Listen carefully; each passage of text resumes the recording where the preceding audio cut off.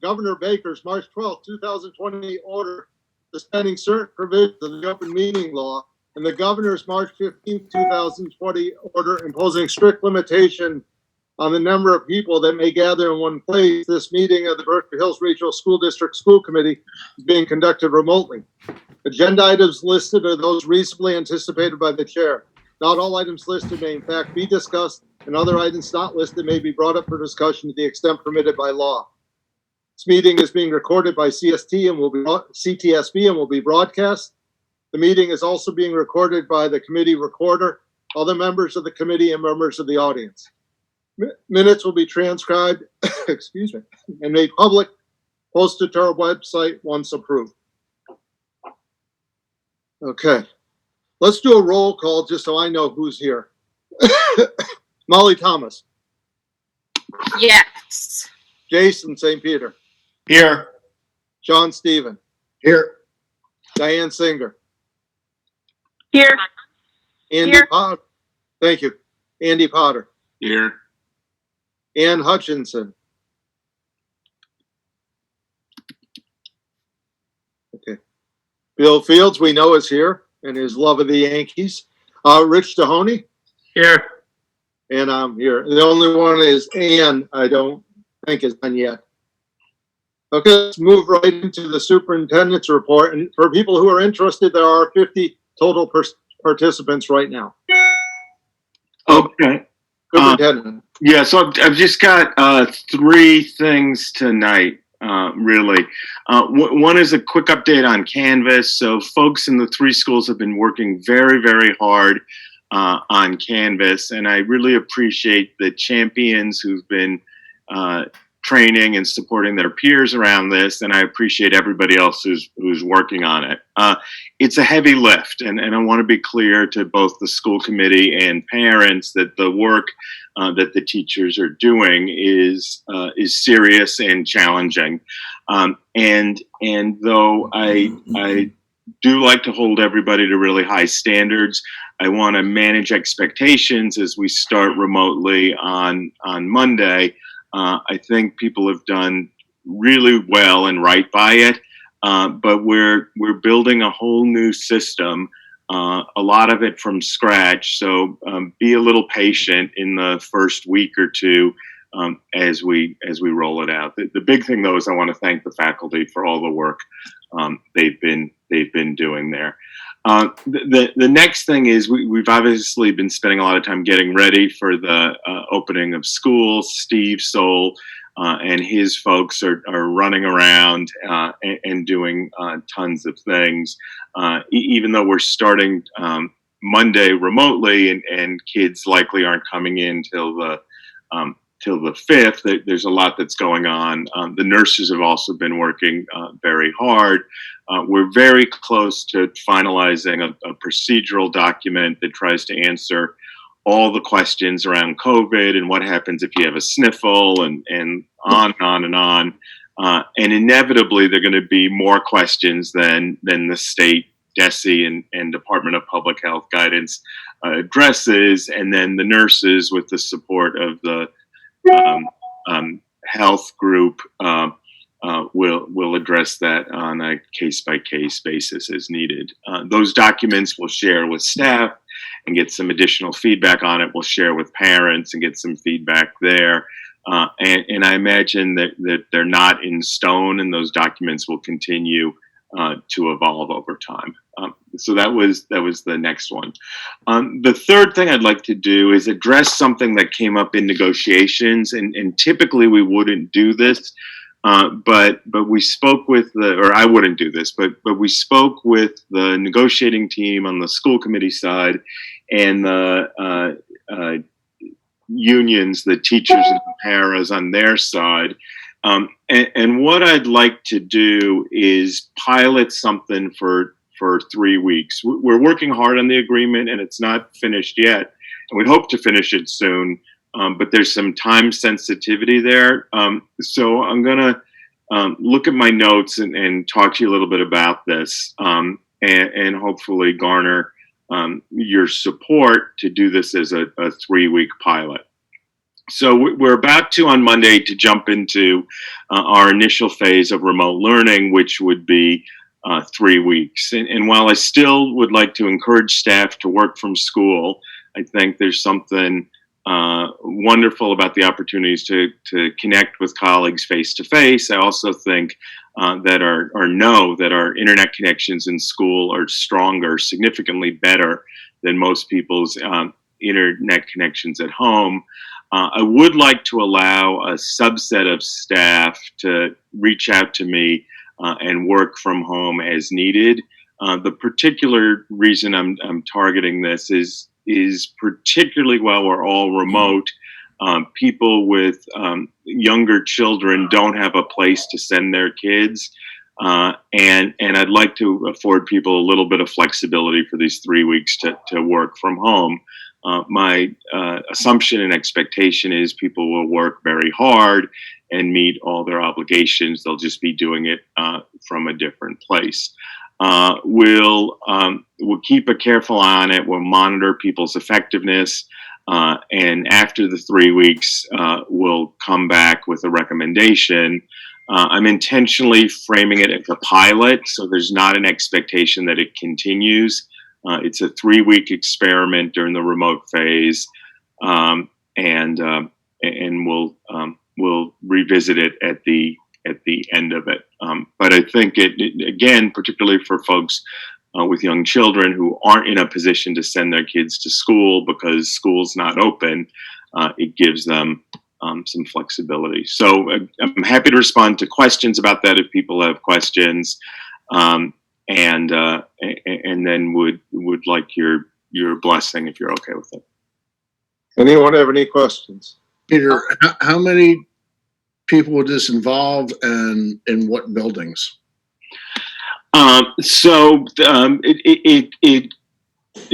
It's unclear how many people are involved. There's some number of folks who've got medical documentation that's keeping them out of the buildings, right? They have complicated conditions, and their doctors or healthcare providers want them not to work from school. And we have letters about that. So there are about 20, 18 people like that. I think when all is said and done, it might be another 15 to 20 people. That's my estimate based on a big staff survey I did a while ago. And it may not be that many people for each of the 15 days of the remote thing. It may be on a Tuesday for one person and on Friday for somebody else. So in all likelihood, they may be able to get to physically be in school 4 of the 5 days a week or 3 of the 5 days a week. But for the people that are struggling with this, I'm confident they can meet their professional obligations, and it does give them a little bit of wiggle room. Jason, you had. Yes, can you hear me? Yep. Yes. Okay, I'm going to stop my video just because it seems to help my audio. So two points on this. One, from purely understanding the new Canvas, this to me means is a good thing, because if teachers feel comfortable enough to be able to work from home, it's my understanding they must feel comfortable working with this new system. So that's a plus. One of the concerns I have, though, is from a purely hardware standpoint. I know in the middle school that, each student's going to have 1-2 hour block a week of time. So like if your math is on a Tuesday morning, if something from the computer standpoint, if the computer crashes or if there's a problem, if the staff is in the building, they can just go to IT and within 10, 15 minutes get a new computer. If they're home, then the child's not going to have math for the whole week or English. So my concern is, from a hardware perspective, are we going to be giving these teachers backup, like two chargers, 2 computers in case, this happens? Because again, our students are behind the 8 ball starting in a full remote anyway, and I don't want to lose a whole week of one subject, just because there's a hardware problem that can't be fixed if you're remote. So I just want to make sure that our IT department is, equipping these teachers with enough backup so that, if these problems do occur, that they're not going to be, ruin the week for a student. Yeah, I hear you. I think the devices people have are high quality, and the IT people often provide remote support. So when I'm in my office in Stockbridge, one of my issues is my computer doesn't always connect well to my printer. They can log onto my computer and take it over, and if I step away from it for 5 minutes, they can fix it. So I think we're in pretty good shape.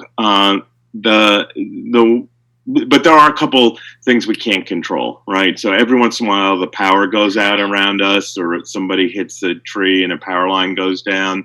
Potentially, like in bad weather, like we've been having lately, that there could be a storm or something. I think as sort of the backup plan, if somebody lost connectivity, then we'd work to reschedule the missed time. I don't imagine it's going to be a significant problem, but I think if something came up, we could ideally troubleshoot in real time around it, and then if for some reason we couldn't fix it right then the teacher could make arrangements to hold a subsequent follow-up session so the time's not lost. I have one person in the audience who wants to speak. This is more No, of a I had school a comment, committee Steve. discussion. You had Okay, a go comment. ahead. I didn't see it. Yeah, go ahead. So I support it as a pilot, Peter, and I trust your ability to implement it and the staff's ability to adapt to it.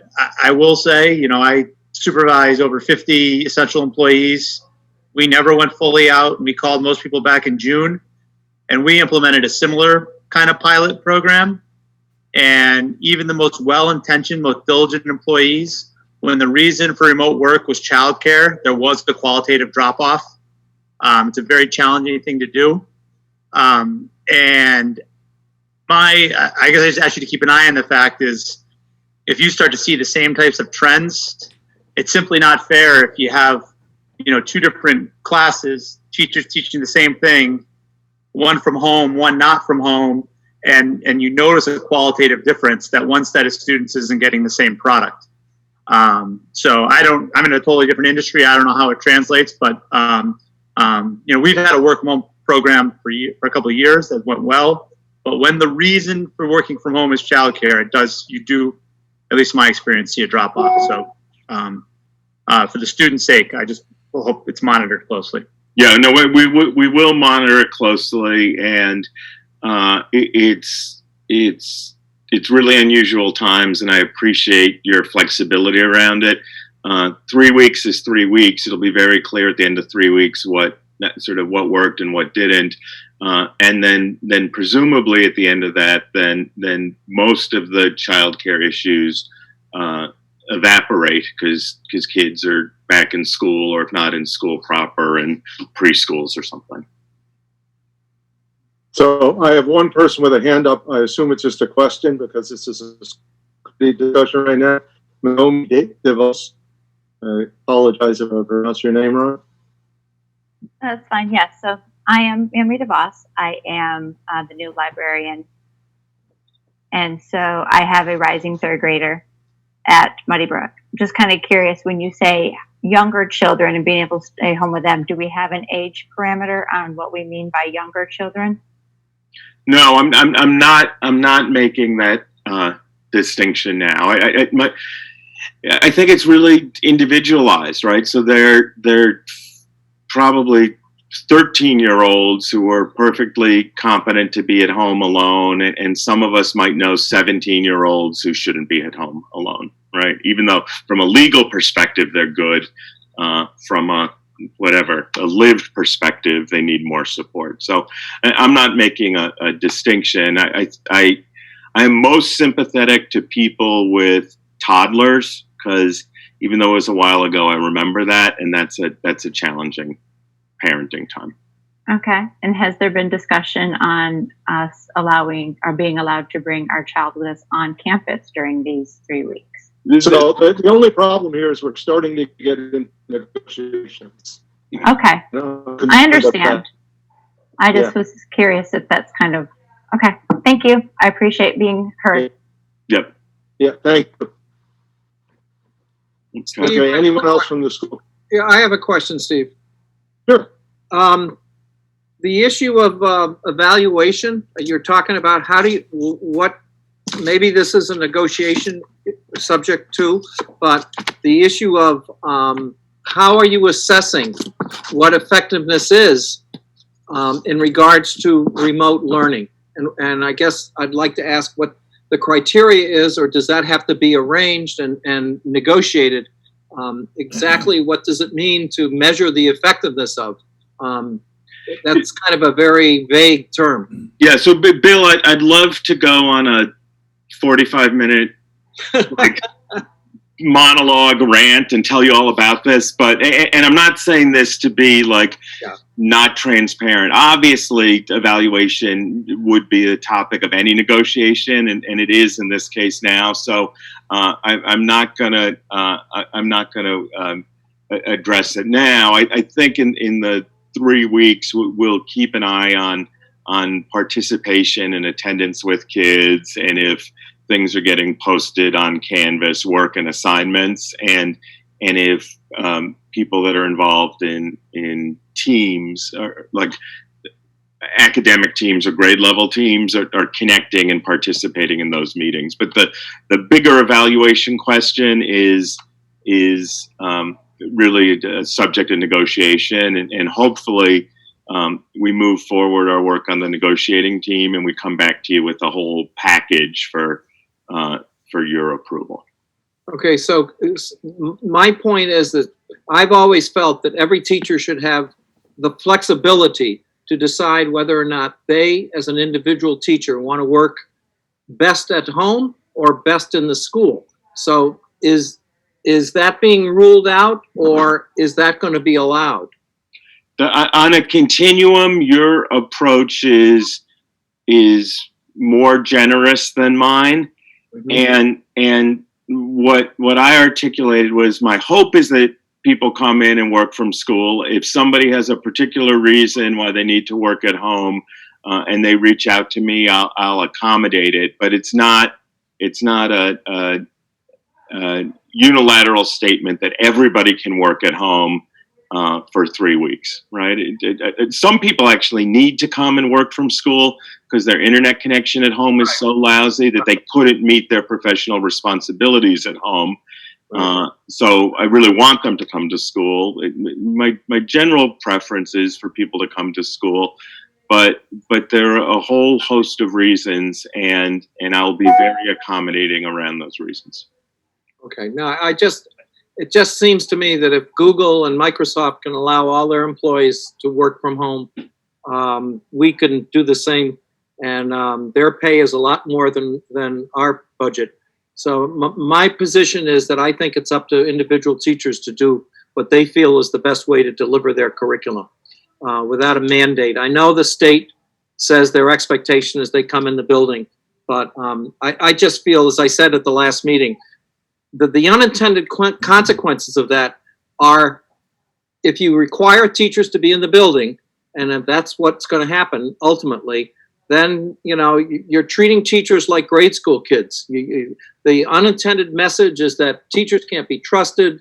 We have to have people looking over our shoulder to make sure we're doing the work. I'm not sure that's a right message to have, but I understand where you're coming from.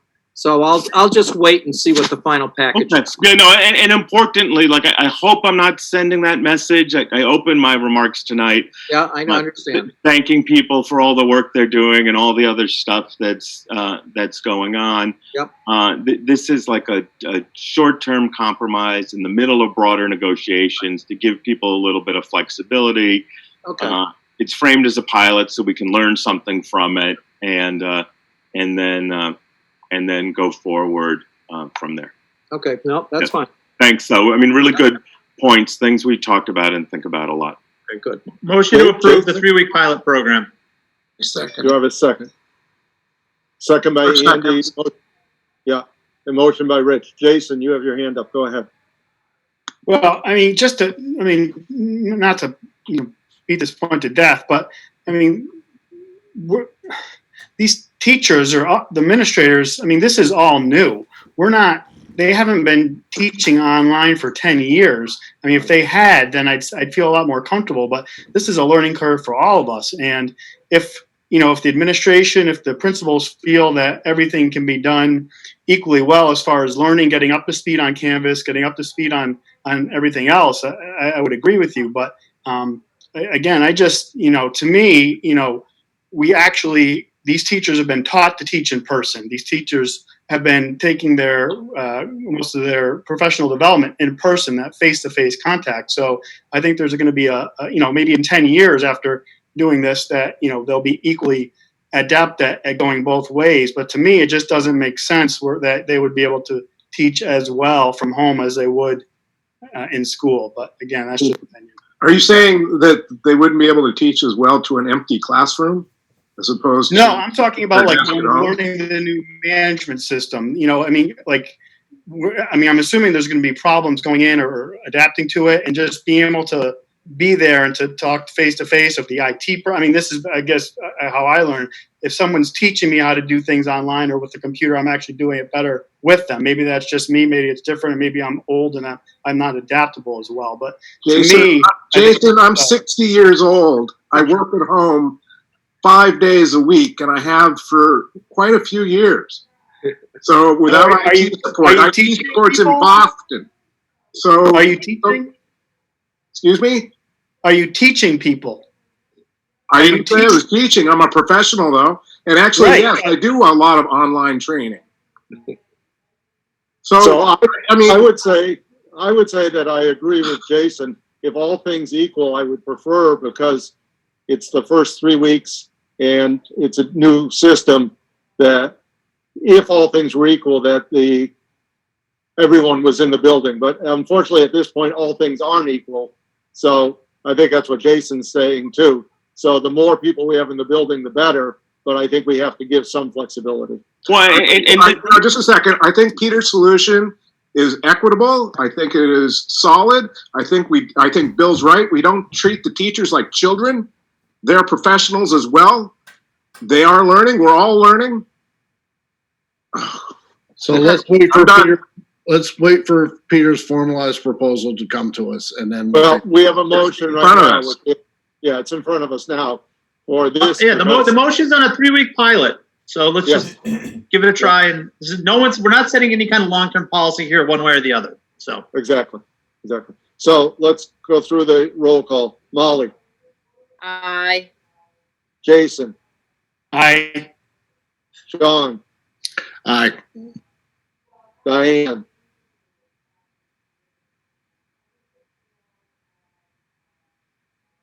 Steve, for Diane to unmute, it's *6. yes. No, it's *9. Okay, sorry, *9. *6 is to raise your hand. Okay.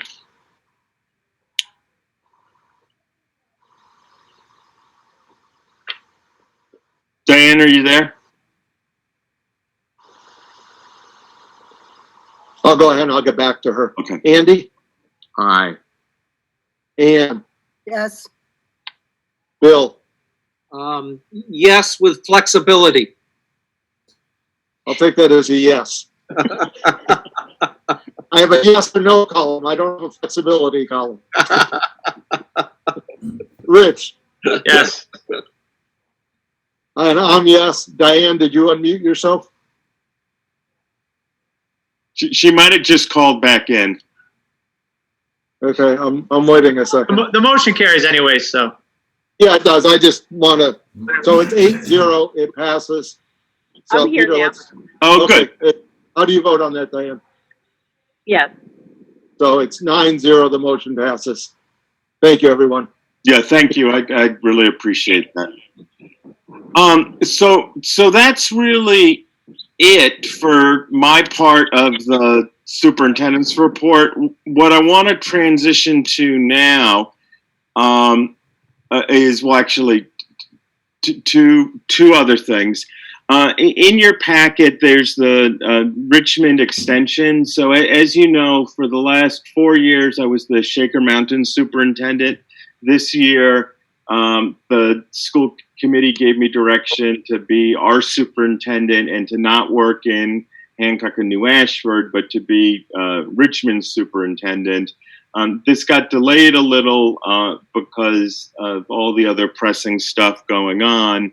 My recommendation is, and the Richmond folks voted on it, is extending the shared services agreement for this year, so July 1st through June 30th.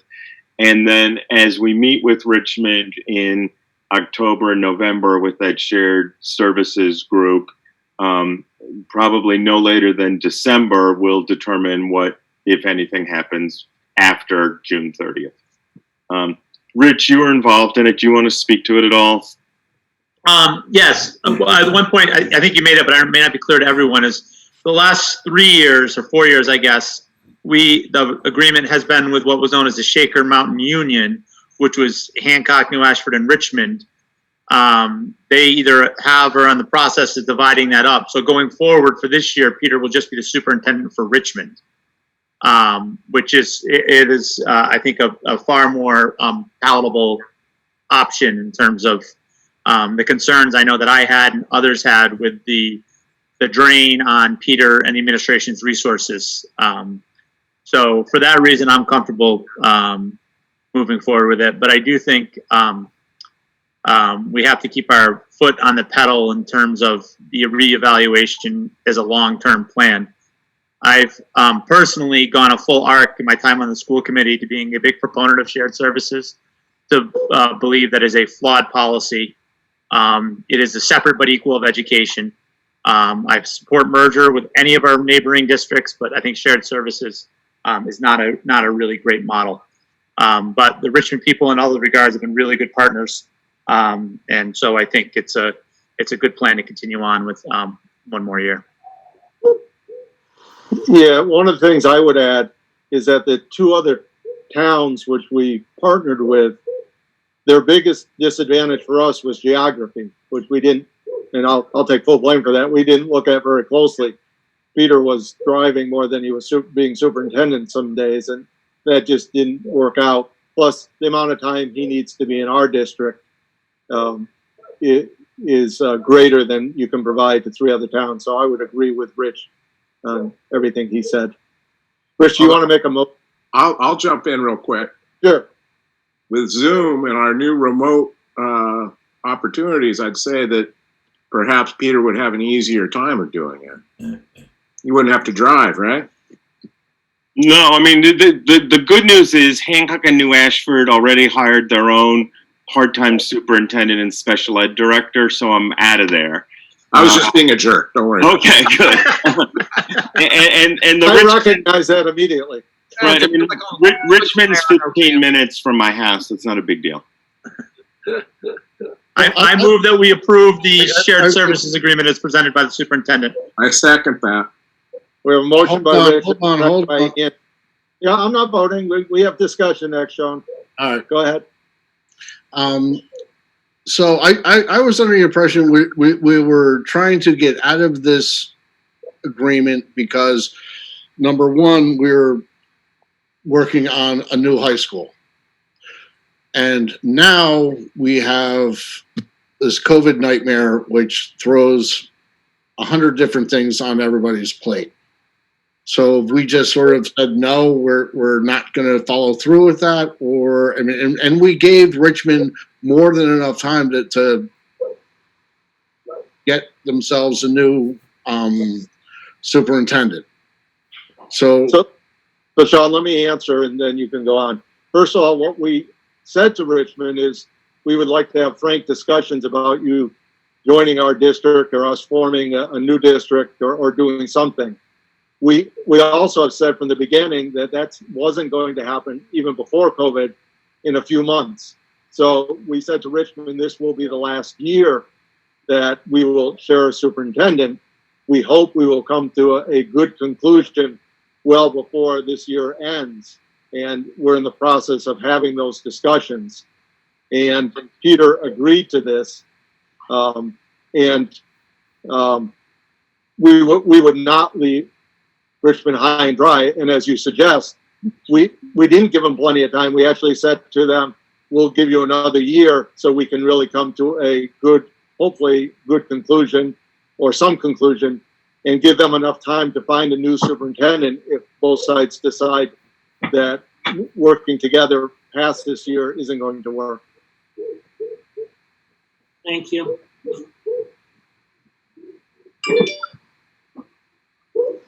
John, did that answer? Sort of. I mean, I've sat on these committees with Richmond for 3.5 years now. Yes. And, you know, That's I agree with Rich where shared services are, you know, something that we obviously, for any school district, we can't even do because we can't even have the same school schedule for anybody. So, you know, I guess it's frustrating to me because I thought we were going to have, you know, Peter concentrating on our school district and not another school district, especially now. That had never been our plan. I'm sorry that wasn't clear to the school committee, but we had always said that there would be one more year, and Richmond is doable for another year. The other two towns were just way too much on Peter's Yeah, no, I get the other two towns. They were completely, you know, too far away, and it was an unworkable situation. But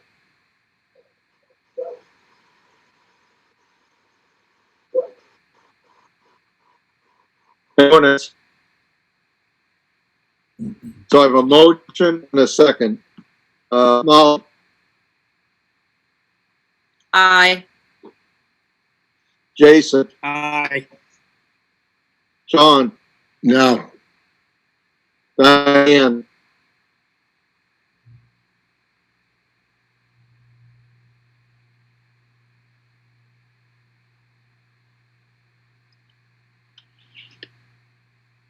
Andy, Aye. Ann,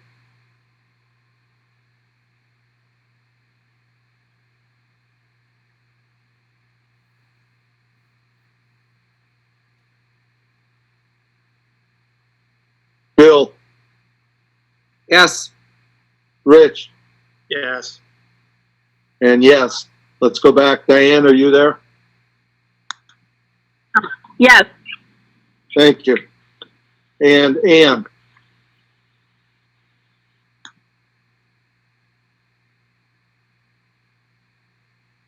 So the vote. Well, right Andy, now- there's, Yes, okay. So the vote is 7-1 in favor. Steve, I think it was 8-1. 8-1, I'm sorry, you're correct. Okay, so thank you on that.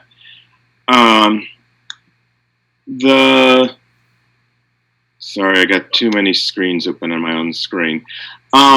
So the next and last thing on my part of the agenda, and I've got Carl and Christy to join us on this, is a little update on athletics. I asked Carl to give a very brief overview that's going to reference the memo that he sent to the school committee to give you context around what's happening with fall athletics at Berkshire Hills in relationship to what's going on with the MIAA and other school districts. And I think you'll appreciate what he has to say. And then either Christy, Carl, or I could respond to questions after that. So, Carl, are you there? I am. Can you hear me? Yes, very well. Okay. So Monument Mountain wants to offer fall cross-country boys and girls teams and golf co-ed. Due to risk factors and modifications, we want to move all other fall sports to fall 2 season, which would run from mid-March to the end of May. We also want to offer practice-only activities during the fall season for any fall sport that is listed in the fall 2 season. So what I would like to do tomorrow, Friday, September 11th, I'd like to send the Family ID link home to parents, which will include registration for the following athletic team and preseason options: cross country, September. It would start September 21st and run through November 20th. Golf, same dates. Our preseason practices for football, soccer, and volleyball, we would delay until October 5th when we are in the hybrid model, and that would run to November 20th. There'd be 4 athletic seasons for the 2021 school year. Fall 1, with the dates that I just listed. The winter season, which would include basketball, hockey, wrestling, alpine skiing, and swimming, would start on November 30th and go through February 21st. Then there's the fall 2 season, March 15th through May 1st. It would include fall football, soccer, and girls volleyball. And then we would have the spring season starting May 3rd and ending June 30th, which would include baseball, softball, lacrosse, track and field, and tennis. And all of these, are, pending on we don't know what's going to happen with COVID-19, but that's the plan. There are 4 schools that have committed to the first fall season to compete in cross country and golf, and those schools are Wacona, Mount Greylock, us, and I believe we can confirm Mount Everett right now. And Lee is, I just heard from the Lee AD today that I think they have the okay to join us for golf. So we added a 5th team for golf.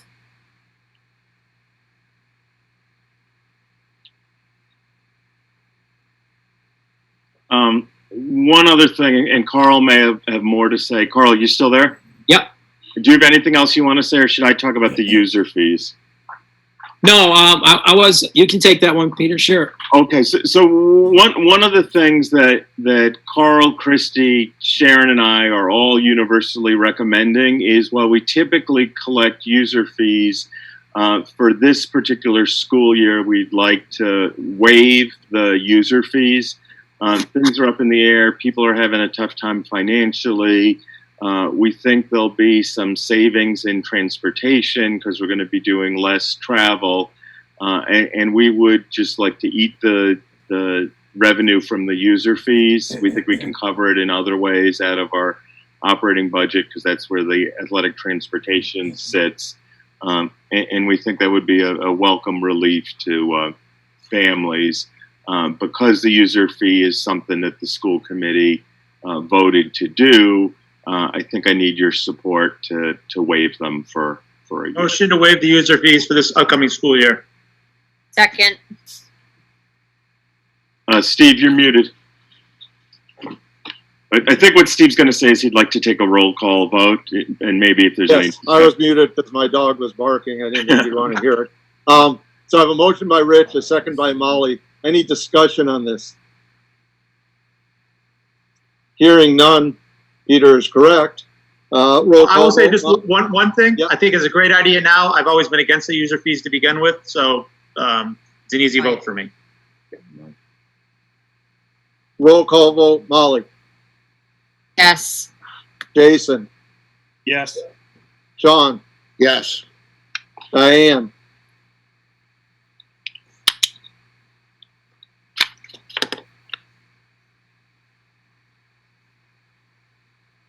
Andy. Aye. Ann. Yes. Bill. Yes. Rich. Yes. And yes, Diane.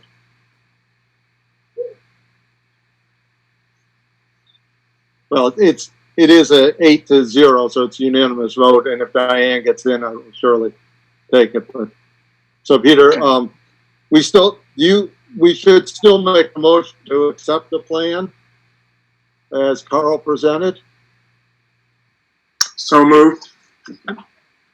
I'm asking Rich. Go Well, ahead. I had some questions about it, but if you want to get the motion and going, then we can have discussion. That's fine too. Sure. So Andy made the motion. Do I have a second? Second. And Rich, go right ahead. Second by Bill. First of all, one comment is the memo that was circulated outlining this was very impressive and give me the clearest understanding of what the extracurriculars are going to look like that I've ever had since I've been on the school committee. And that's pretty impressive given this is the most turmoil we've ever had. So I'm very appreciative of that. It was great. One question is this week or two difference in the dates between the practice sports and the playing sports in the fall. Why is that? Is that necessary? With a follow-up, why can't we just let the team start practicing a week or so earlier as well? Christy, do you want to take that one? Are you there? So, Rich, when Carl and I discussed this, well, I mean, there's two things. One, it's a pretty quick turnaround to get everyone into Family ID and get things rolling for the September 21st start date. The second thing that we're concerned about is the equity around transportation, and we need time to coordinate with Sharon with regards to transportation once we hit that hybrid schedule, when we're going to have some kids on campus some days and some on other days. So we wanted time to really plan that well for those sports that are practicing. So that was our thinking on that, and that's why we wanted to delay the start for those.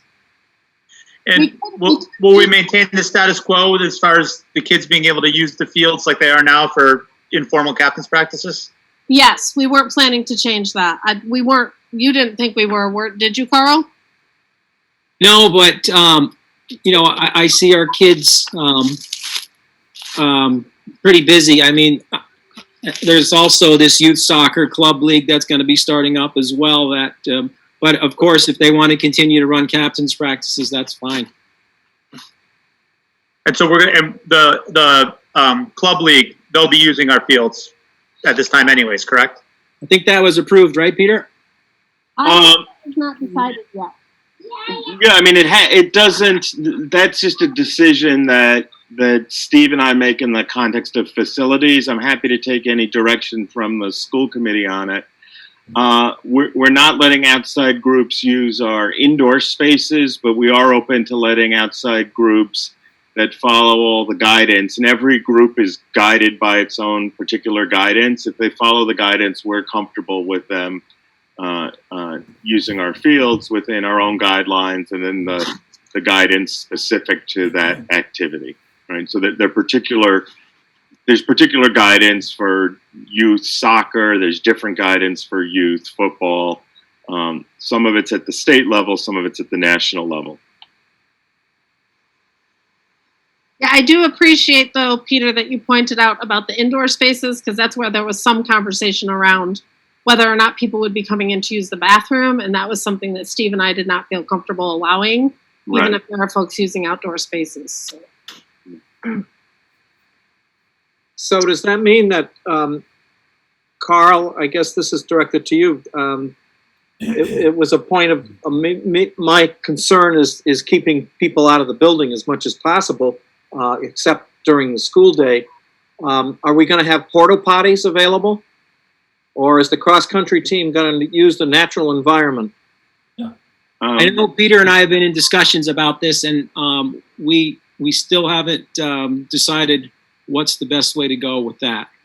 Bill, I can't make a public recommendation to use the natural environment, so I think we'll be getting some porta potties. The problem with porta potties is I'm not sure you're not going to have more problems cleaning those than you are just letting them in use the bathrooms in the school, because there is a cleaning procedure daily for porta potties. I know. So I'm not sure I may need to come back to you with an update on this at our next meeting. I think the timing is okay. If we didn't use porta potties and we did allow access to the building, we might only allow access to that one hall that connects to the bathrooms that we normally have open during football games or something. I need to do a teeny bit more work on this one. And to be fair to Peter, I spun us off on this topic. What he said is correct. The use of the buildings and grounds is not for us to say. It's for Peter and Christy at the high school and Tim at the elementary school. So I don't want to micromanage what they do. I have complete confidence that they'll use the grounds in a safe and reasonable way. And I just would like to say there is, for me, a distinction between... Oh, hold on. I don't know who's speaking. It's Christy. Yeah, sorry. Christy. I can hardly hear you, Christy. For me, there's a distinction, and I just would like to point it out between outside groups that are coming to the campus to do activities using the building versus when we are having our own cross-country players or our own golf players or our own soccer players who are going to go through very clear procedures in order to participate using the building for the bathrooms. So I think we'll continue this conversation, but for me, there's a distinction between those two things. Jason, go ahead. Oh, hold on. Jason. Bill can go ahead. That's fine. No, Jason. Go ahead, Bill. You had the first question. Okay, I'm going to stop muting video here. So, my question, I guess, would be for, Carl. If kids sign up for either cross country or golf, does that mean that they can't sign up for one of the two soccers or football? My concern is that you might get a lot of new kids going out for golf or for cross country, and if you can do both, obviously that would increase it. In any event, you're probably going to get a lot of you may get a lot of new people playing that. So I hope the coaches are taking that into account, and the athletic director as well. But are you going to be able to do both, or if you have to pick one of the five? No, you can't. You have to. You can only register for one. Okay, so that, to kind of follow up on Rich's point, it might make it more if we started the other three sports, not maybe right at the same time as cross country and golf, but maybe a week or two later, not waiting till the 5th. That might steer more people into those and spread out the amount of people so that we're not overwhelmed with golf and cross country people. That's a good point. Anyone else? We have a motion on the floor to accept the plan. Yep. And we have a second. I have a question, Steve. Yeah, go ahead. Carl, in regards to the schedule, October 5th and November 20th, you're going to have football and soccer and volleyball. I guess I'm very concerned with the locker room situation. And maybe this has to be worked out, but as a former athletic director who we all know and love so well said, in some cases, the locker room might pose more of a problem than COVID-19. So how is the situation, especially when you're dealing with football and practice, how is that going to be worked out? Are players going to be expected to come dressed and not use any of the facilities except possibly the bathroom? Yeah, so keep in mind that football, there's no pads, no helmets. Our guidelines are going to be pretty strict that they come ready to go with their own water bottle. Even though at that time we can have some kids in the locker room, but it's a certain percentage, and we're going to have to really work with the coaches to make sure that they're following those guidelines and not allowing the entire team into the locker room. But I don't see it as a big locker room need for football the way we're going to be doing it as it's just a preseason training for the fall 2 season. Okay, all right. But that issue might come up later when fall 2 starts. So most definitely, yeah. And okay. Yep. One more question. I don't want to be a pain in the butt here. Is there any reason why, and this was brought up by somebody that I know real well at Wacona, why baseball, softball, track and field, even lacrosse couldn't have been done in the fall? Because we've had baseball all summer long. Despite my affinity for the Yankees, that doesn't affect it. Why wouldn't was it ever talked about with the ADs, why not have baseball in the fall? Why not have softball in the fall? Well, I know the seasons were made up by the MIAA, and we had to follow them. And the only thing that I heard, Bill, in that regards was there was a fear that if we moved baseball with an uncertainty of what's going to happen, because we don't really know what's going to happen when we start, and if we were to have to cancel them again after losing their spring season, that would be really tough. I would say the season that's most likely to go on with the least disruption is probably going to be the baseball season. That's going to be late in the school year. Okay, all right. Thank you. Thank you, Bill. We have a motion and a second. The motion's to accept the plan as outlined by Carl. So roll call vote. Molly? Aye. Jason, Aye. John, Aye. Diane, Andy, Aye. Yes. Ann, Bill, Yes. Rich, Yes. and yes, so it's an 8-0 vote, unanimous vote. Thank you very much, and I'll echo Rick's sentiment once again. It's an excellent plan, well thought out. Steve, I think again, it's 9-0. Diane was not on. At Okay. least I didn't hear her. I thought I heard her. Diane, I don't- are you there?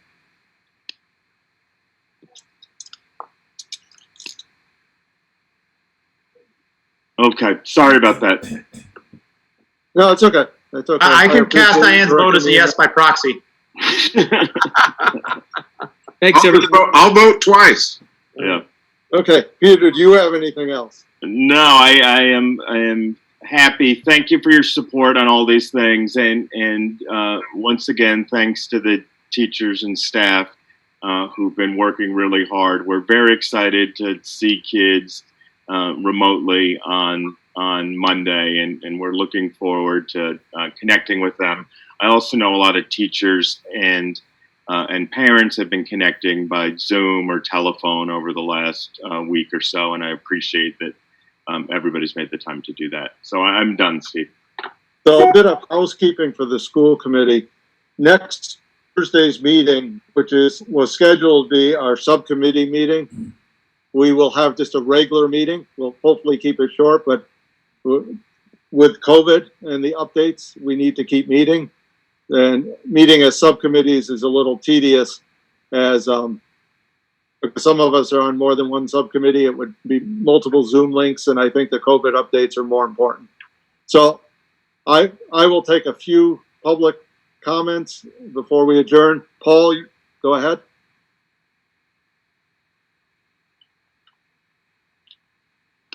Mr. Gibbon, I'll try to unmute him. please. Thank you. You know what? I can't. Okay, there you go. Yeah, there you go. Yes.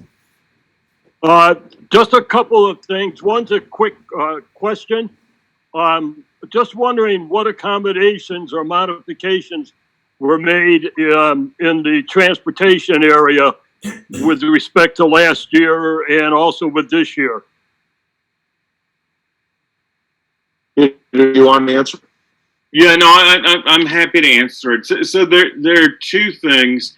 From a contractual perspective, and I don't have it right in front of me, last year we reached an agreement with the bus company where we paid them less for on days when they weren't able to provide services. We're in the process of doing that now. The other thing that Christy, Carl, Sharon, and I are working on is what transportation might look like, and that's very challenging because to do our transportation to begin with is complex, and then to restructure it so it's around a hybrid model where half the kids are going on some days and half the kids are going on others, and then some kids are going on 4 of the 5 days is challenging, and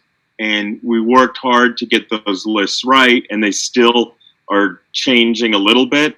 And then we're working with Marie and the bus company to make routes, knowing that if we defaulted to a full remote, from a transportation perspective, it's easy, right? We don't have to do much. But if we move back to a full face-to-face, then we're essentially running like 3 different schedules or 4. There's the Monday-Tuesday schedule, there's the Tuesday-Thursday, or the Monday-Tuesday schedule, the Thursday-Friday schedule. They're the kids that are being transported 4 days a week. And then if we go back to the face-to-face, that would be the 4th schedule with everybody going 5 days a week. So there are a lot of moving pieces there. They've been quite accommodating, and we hope to resolve it all shortly. All right, if I have anything else, I'll contact you directly. My last statement is just sort of a comment.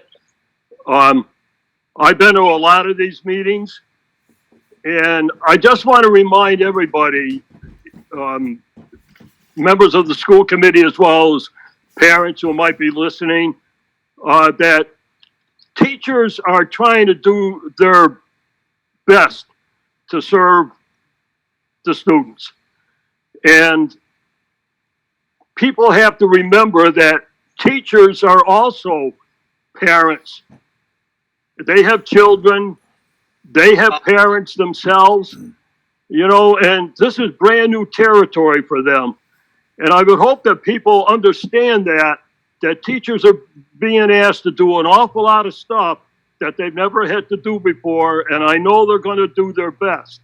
And I hope that the administration and the school committee keep that in mind and keep having the teachers' backs. That's all I want to say. Thank you, Paul. That's well said, and I think I get it, and the school committee gets it, and we very much appreciate what the teachers are doing. Thank you. Thank you, Mr. Gibbons. Anyone else?